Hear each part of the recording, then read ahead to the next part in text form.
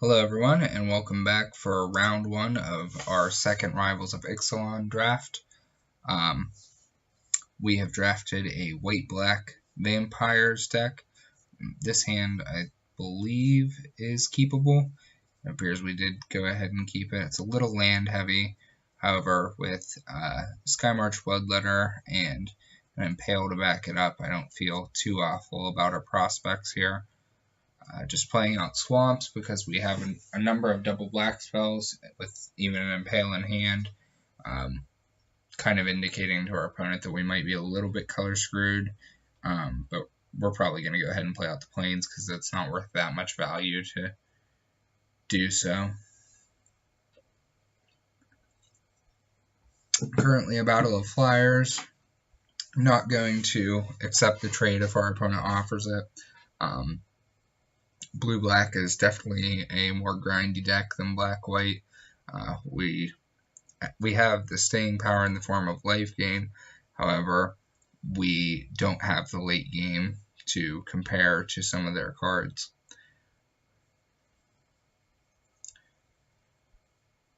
Our opponent having some good synergies going there. Guessing we are going to slap this Mark of the Vampire on the Skymarch Bloodletter and get in for a big chunk of damage that allows us to start winning the race. Because, maybe not.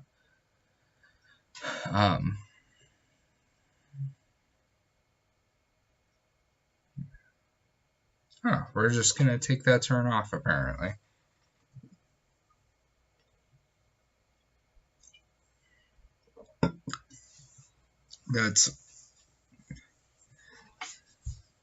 I don't think it's correct to take that turn off. I definitely think we should have thrown the Mark of the Vampire on the Skymarcher and got in there.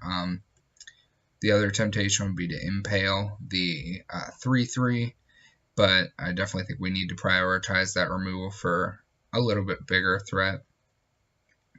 Now that we drew another reasonable creature, we don't have to worry about getting 2 for 1 with our Mark of the Vampire. However, we took that calculated risk whenever we put Mark of the Vampire in our deck, so we should have just played at that previous turn where we took the entire turn off. Conveniently enough, though, we now get to hold up Skullduggery.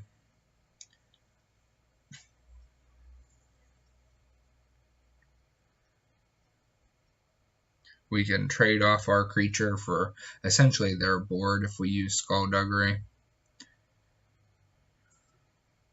And I'm guessing that's what we're about to do because it's the only real reason for us to hold back. Not a huge fan of this play, however it pays off if we find a creature.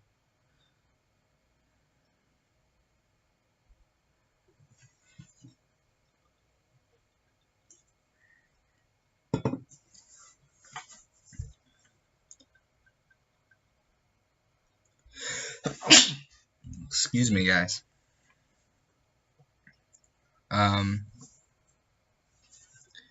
So our opponent doesn't actually have green mana that they can reliably return that creature and then cast it again. I apologize. So impaling it's not the absolute worst idea. However, it's still not something I'm truly excited about to spend my 4 mana removal spell on their 3 mana 3/3. However, if it continues to represent as much damage as it does now, it will become necessary. They were able to cast that off their Hornswoggle. Now we've got a creature of our own and just the right amount of mana to play it. I'm guessing we're going to go ahead and impale that 3/3 now as well because we really don't want to continue to take damage. Nope, we'll play the Mark of the Vampire now. Definitely some sequencing errors in this game. If we had played that Mark of the Vampire on turn 4 when we could have, there's the possibility that we would never have traded our Bloodletter off. And there's also the possibility that they wouldn't have had Impale at that time.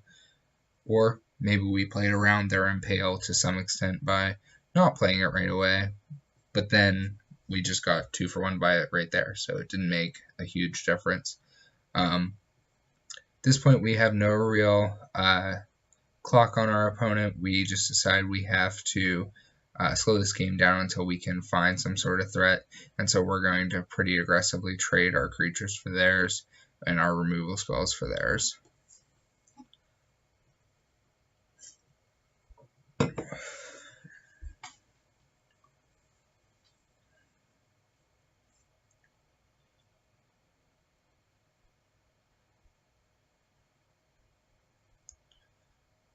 As we're trading 2 points of damage from our creature for 1 point of damage from theirs, we decide not to make that trade.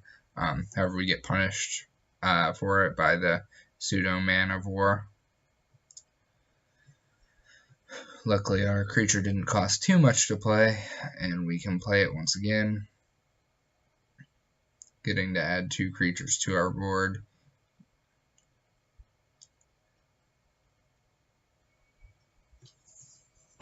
Excuse me, guys, it's a little bit late here.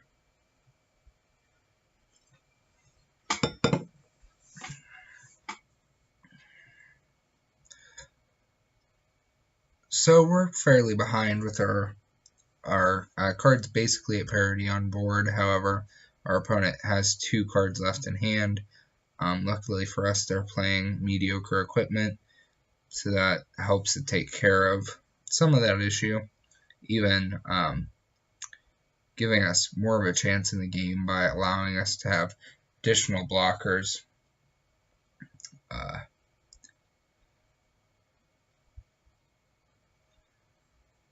And allowing us more turns to draw into some number of threats of our own, whereas if they had just not played the dagger, we would still be in a pretty awful shape.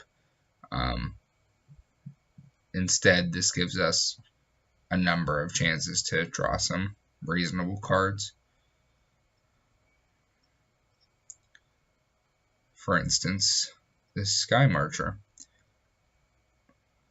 which perfectly trades with their most recent threat. And at this point, we're basically at parity. The dagger was really beneficial for us. They're going to continue to play their Dusk Legion Zealot, but the 1/1 doesn't do a whole lot on this board, or much of any board aside from chump block.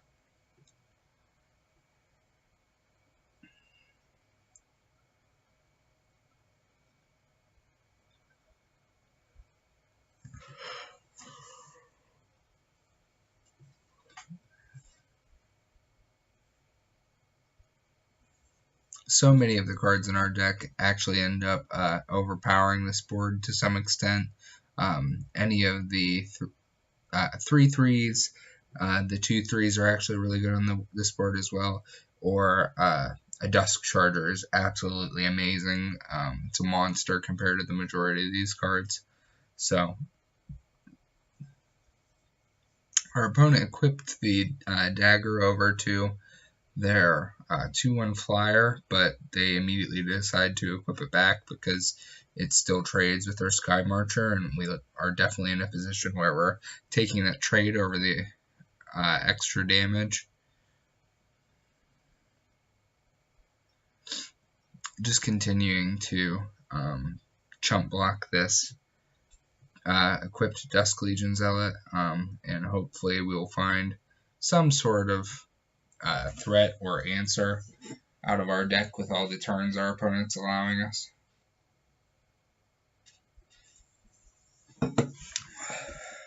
Our opponent definitely could have finished us off a little bit sooner, but that's the end of that game, and we die pretty quickly in game 1. So it's time for us to sideboard. A few things we saw in that game were a number of Dusk Legion Zealots, the equipment, the Pirate Flyer, the 2/1 Pirate Flyer. So not too many changes to make from our sideboard. I think we just go ahead and run it back and hope to draw a little bit more effectively. We did keep a land-heavy hand, so it's unsurprising that not that we flooded out awfully, but that we didn't have quite enough gas to finish the game.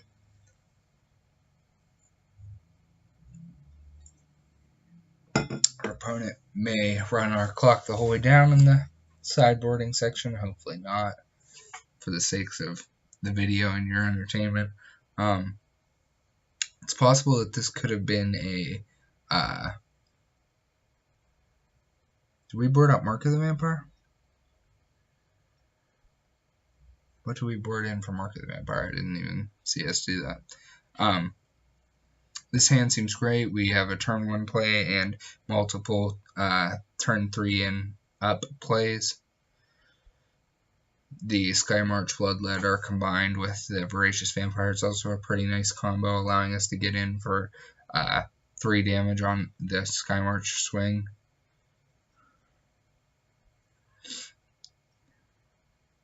Our opponent having a slower start than us, but still not an awfully slow start.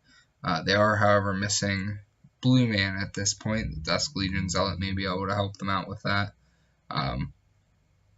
We are missing, it appears that we're going to miss our 4th land drop if we don't get lucky off the top of our deck here, which is a shame. However, as I mentioned, we have multiple 3 drops in hand, and there are reasonably powered 3 drops, so the 3rd land is way more critical in this particular deck than the 4th.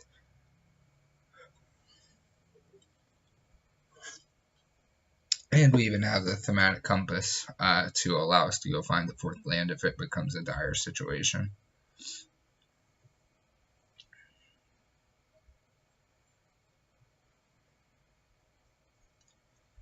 Contract Killing is a long way off of being cast. However, we can continue to apply pressure just with the 3 drops that we have in hand. Gonna follow this up with an additional Bloodletter, and then either the Voracious Vampire or the Squire's Devotion, if I had to guess. Still not too afraid of anything our opponent's doing. We can block the Dusk Legion Zealot forever, and we can block or trade with the Dinosaur Hunter.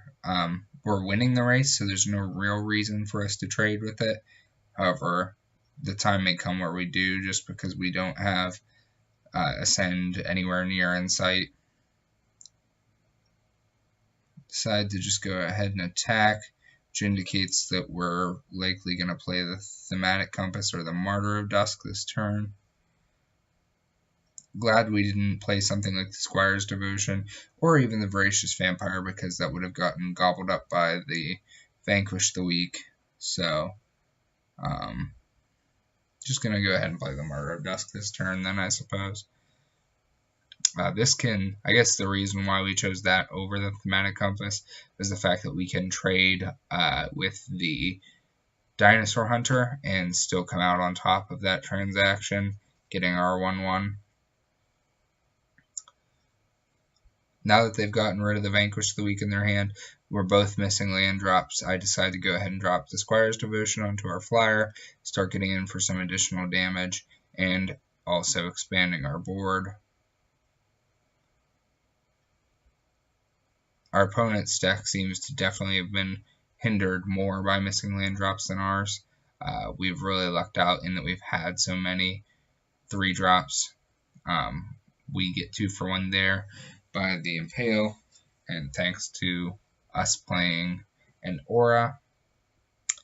So it's one of the reasons Auras traditionally aren't good in Limited, but we were able to get in a point of extra damage with that and gain back a reasonable amount of life. At this point, we're deciding between playing our remaining 3 drop or playing Thematic Compass and hoping to begin filtering some lands out of our deck so that we can play the rest of our spells.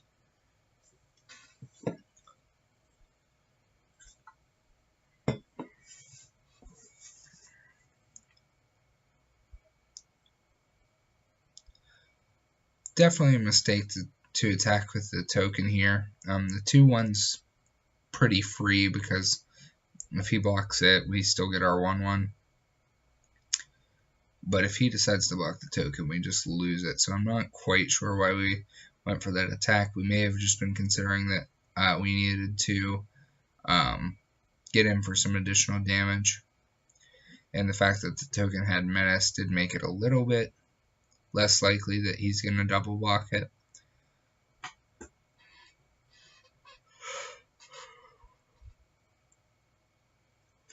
At this point, our opponents demonstrated that they do have a better late game than us, at least from what's on board.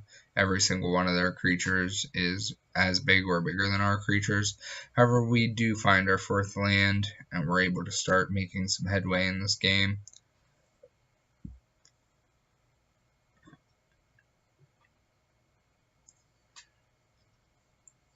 Really got to decide whether we want to continue to attack to force in just a few points of damage, maybe make some favorable trades with the Skullduggery, or whether we want to play out the Thematic Compass to ensure we get to contract killing in the next 2 turns.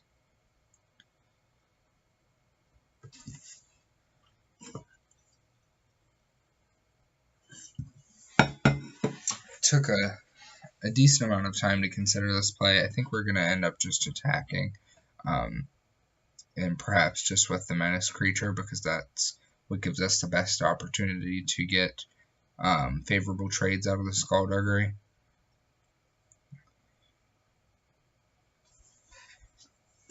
Apparently we're considering the tokens, however, I don't think that's a good strategy for us at this point. I think our best option is just to allow him to double block the Voracious Vampire. Well, we take a more conservative line and don't attack at all, which is fine. We're just going to get this Thematic Compass out there. Keep up Skullduggery for blocks, which may be a better line because then we get to decide how the damage is going to be distributed. Whereas on attacks, our opponent decides and may be able to line up something that's a little bit more difficult for us to take advantage of.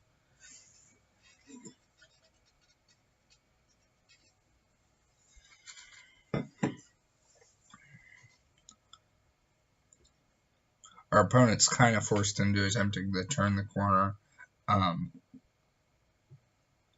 Thanks to our life gain, they've really got to start chipping in before we find another flyer and finish them off for the last few points of damage.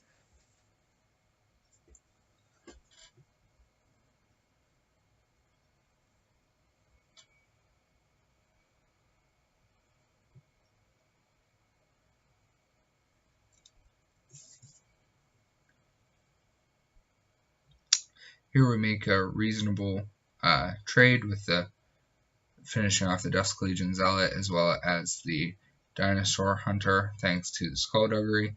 However, one of our vampire tokens does ultimately get bounced back to our hand or exiled by the pseudo Man of War. Deadeye Rigcaller, I think, is the name of the card. And we're going to start drawing reasonably well for the next few turns. Trying to figure out our attacks here. The Voracious Vampire can trade with just about anything on the board if it really wants to. I think we're just going to expand our board out further and make our land drop for the turn.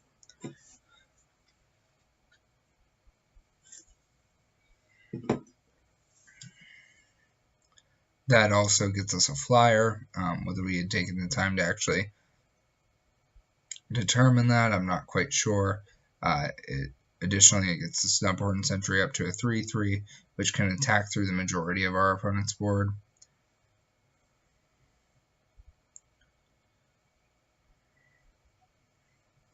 And once we deal with the creature using one of the removal spells that we have in hand, it'll even be more likely to be able to push through for the last few points of damage.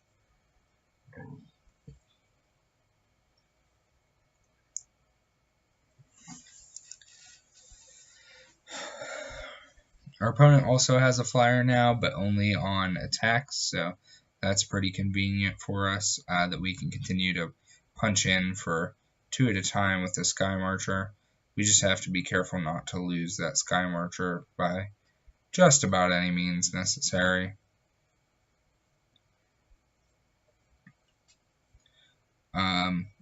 It's getting to the point where I feel we should probably be using one of these removal spells to try to make our attacks a little bit more preferable. Decided to take out the 3/2. We're probably going to use the contract killing to do so, just in terms of strict mana efficiency. They're both unconditional removal spells.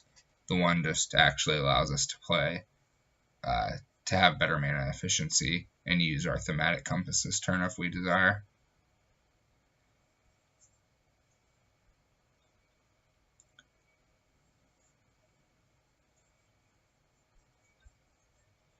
Which, because there's no real need for mana fixing in our deck, everything is black or white, we probably will just go ahead and do that, thin another land out of our deck, and continue hitting all of our land drops.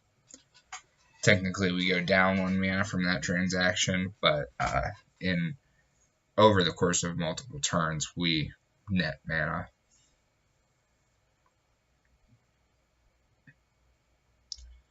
Our opponent is growing their Tomb Raider, or whatever the name of that card is, something Raider, in response to our attack so that he can trade off with the Snubhorn or the Voracious Vampire without us actually gaining any actual advantage from its attack.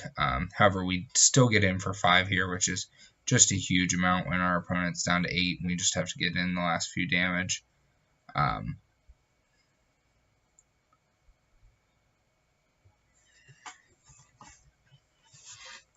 definitely think it was correct for our opponent to trade off with the Snubhorn Sentry. However, they did find a Dark Nourishment on top of their deck, so they took out our flyer, which makes things more difficult for us to finish everything up.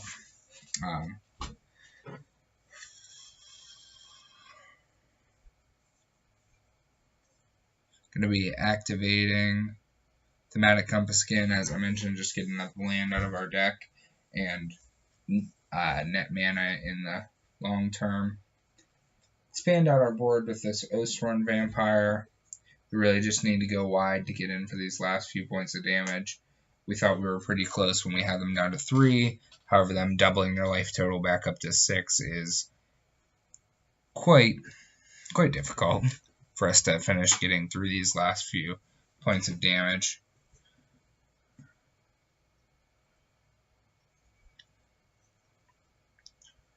We took out their source of card selection, and we're forcing a chump block here. It's quite possible we were supposed to attack with Vampire Token as well. However, then he could just block with the 2/3 on the Vampire Token and take 3. So that's not an ideal scenario for us. Instead, we'll just decide to go ahead and play out our Oathsworn Vampire and trade off our 3/3 for their 2/3. Ultimately netting mana because theirs was a 2 mana spell and ours was a 1.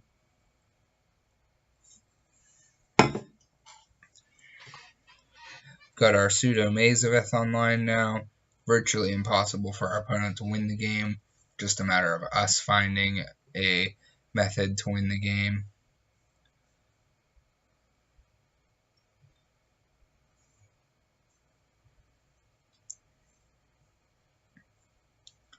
Which may take a few turns, or our opponent may recognize the fact that they have little to no chance at this point and concede to us.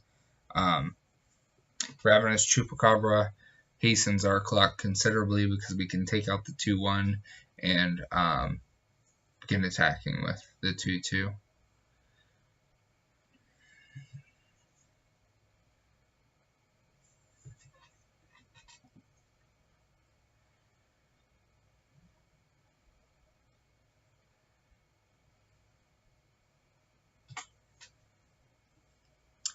this particular game is quickly coming to an end if our opponent doesn't have some adequate means of affecting the board here. A 3/3 does suffice for that. Neither of our creatures can attack through it, so we really have to find a removal spell or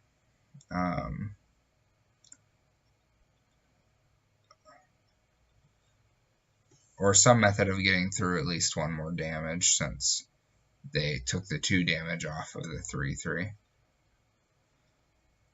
Now it's just a matter of patience for us to find a Skymarch Bloodletter or any other flyer, or even if we boarded in the discard spell or the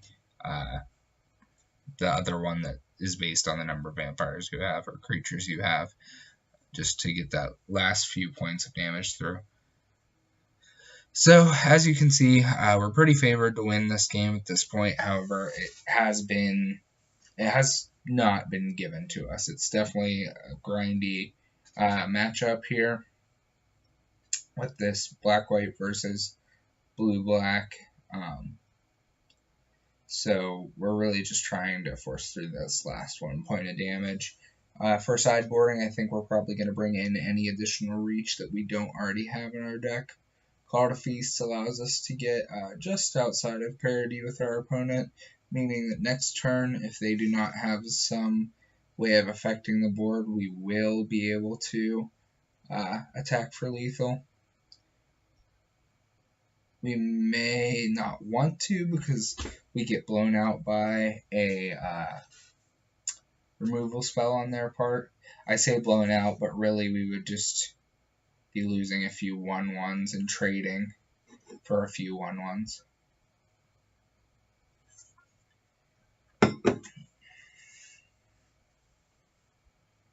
However, with our opponent at 1, they are more valuable than they are in pretty much any other situation.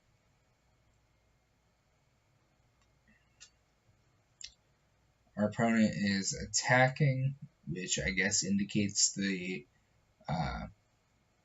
rig color or the Man of War type card. For some reason they're attempting to, so it was, I was right on both accounts. Both the rig color and the Man of War type card. The same card, who would have thought? So we didn't maze of it there because our life total was at 25, and if he wanted to take himself down an additional blocker, we were happy to let him do so. If we mazed with, that guy would have both triggered raid and been untapped for blocks. So we're just going to try to continue to be a little bit more patient here. Try to get through this last 1 point of damage without sacrificing our entire board for one alpha swing, you know. The Dusk Marcher is bigger than everything on this board. Dusk Charger, not Marcher.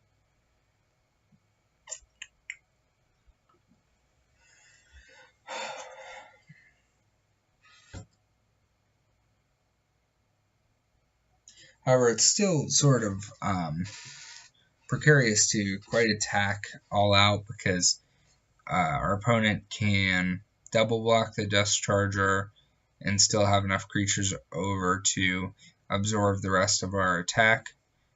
We go ahead, find out what's on top of the deck. It's just a Plains. Think we're likely going to pass one more turn or just attack with the Dusk Charger. If we just attack with the Dusk Charger, at least it forces a double block if he wants to trade. However, you could also just chump with the 3/3, the Jungle Creeper, because that can slowly be recurred and played once every 2 turns with his 1 green source.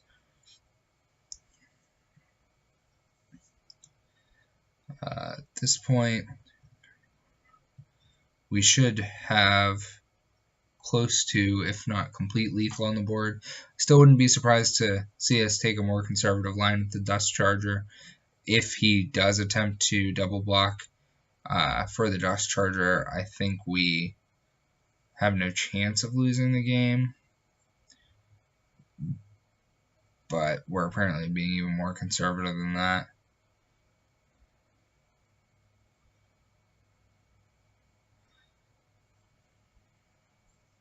Our opponent has a number of 1 toughness creatures, so it could have behooved us to attack before that dagger came down and increased the toughness on the Dust Legion Zealot. However, we have so many live draws in the form of all of our flyers, like you see there, and the drain effects. The name of that vampire, the 2/2 flying vampire, the drains one whenever it enters, is escaping me at the moment. Sky March Bloodletter? Yeah, the Bloodletters. We just have a number of very good game-ending draws left in our deck, and we're just being additionally patient because we're so far ahead that we can afford to play around quite a lot. At this point, I think we'd be even playing around 2 removal spells, which is absurd because our opponent only has 1 card in hand. So 1, 2, 3, 4, 5, 6. Against 5. So no, we're still only playing around 1 removal spell, but in that event, our opponent has to chump block the Dusk Charger and trade off in another of other areas. So we're finally going to start to get aggressive here, attacking with our Dust Charger and forcing either a double block or a chump. If either of those happens, we guarantee to have lethal on the next turn.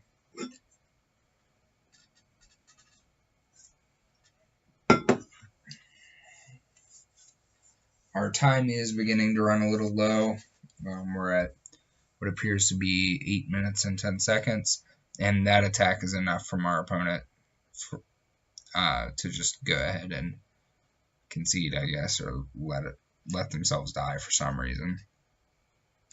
I don't think there was any way our opponent was coming back from that game. However, if they wanted to play it out, they could have played it out even further. We decided to bring in the additional reach in the form of the flyer and the essentially burn spell, the creature-based burn spell. And we have 1 more game in the series, in the round.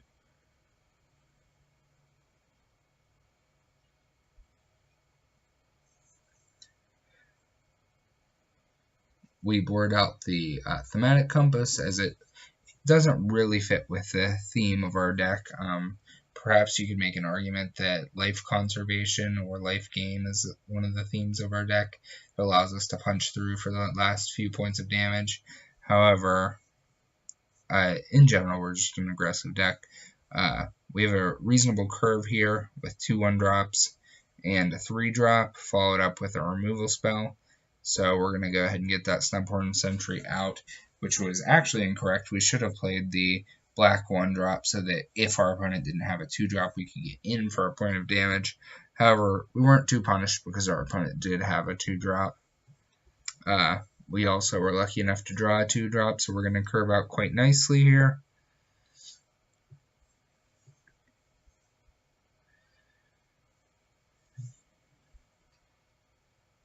This Curious Obsession was a pretty difficult card to navigate around.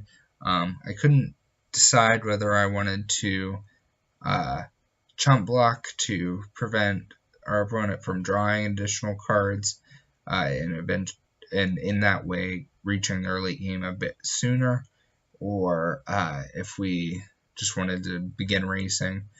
We ultimately decided we're going to chump block this first time because the Snubhorn Sentry isn't doing much for us for the first few turns anyway, and perhaps we can trade off next turn by using another one of our cards.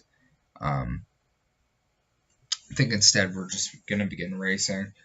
Our deck isn't in that great of a position to reach the late game, and so we're not going to be trading. We're definitely just want to get in for as much damage as possible.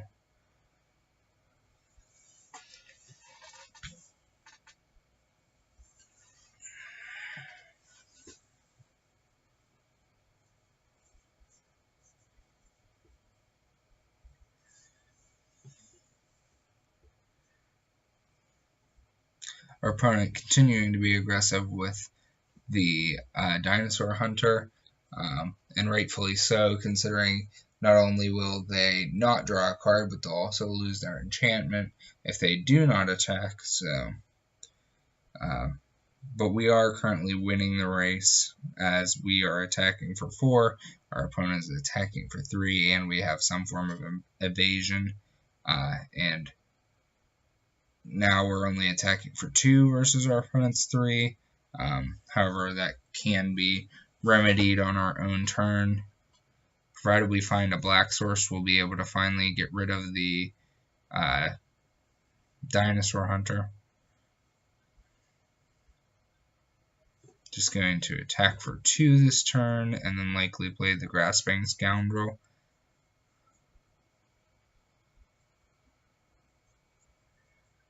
Our opponent has drawn 1 or 2 cards off of this Dinosaur Hunter at this point, so things ultimately are not looking that great for us, but we're only behind by 1 card at this point in time. We're still sort of in the parity stages of the game, and our board is developing wider than our opponent's at a considerable rate. Definitely going to fire off this Contract Killing, get our 2 for 1, and just begin attacking. There's no reason to fire it off pre-combat. We'll just go ahead and attack first in case they want to fire off a removal spell. If they were possibly holding up Counter Magic as a reason to sequence the plays this way. They do fire off a removal spell. This taps them down out of Counter Magic range, and then we get to fire off our Contract Killing with no fear of being interrupted. This is me considering only 3 mana counters in this format. I believe Negate is in this format as well, but highly unlikely to be boarded in for the majority of limited games.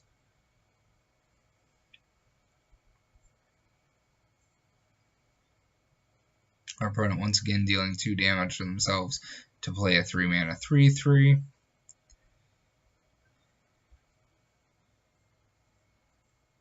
And thanks to drawing an additional removal spell, we're going to continue to be getting in for damage past this 3/3.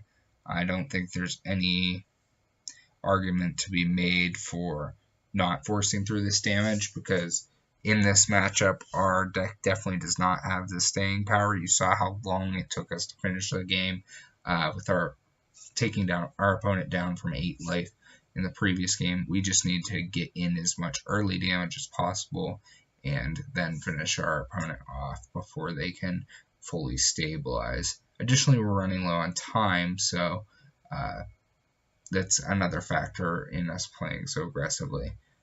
This strategy also allows us to play out another creature, and particularly one with evasion in the form of Menace, so that we can continue to punch through for damage, even if our opponent plays some large creature this next turn.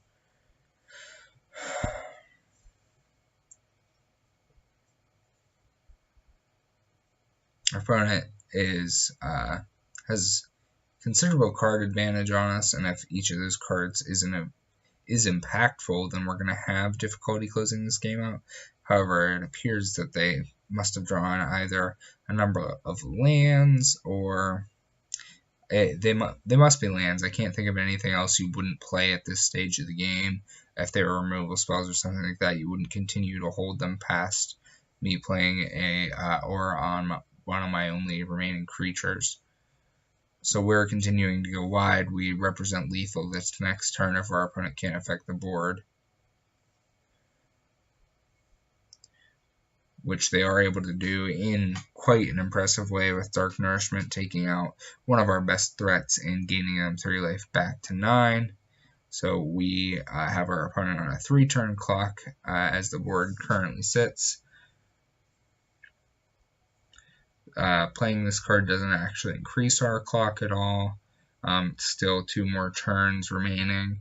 However, it does anticipate them having some type of interaction for our board. So we're obviously just going to play the creature out at that point.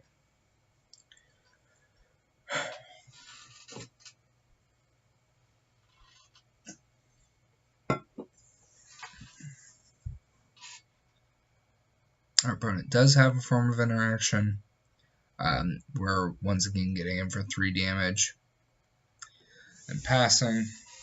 Playing Skullduggery there doesn't increase our clock at all, aside from allowing the 2/2 to get in by itself, but that's true for this turn as well. So that finished up round 1 of our Rivals of Ixalan draft. I hope you guys enjoyed watching the draft, seeing some of the misplays, seeing some of the correct plays that we made, and I hope you'll join us for the following rounds. Thank you for watching. We'll be back soon.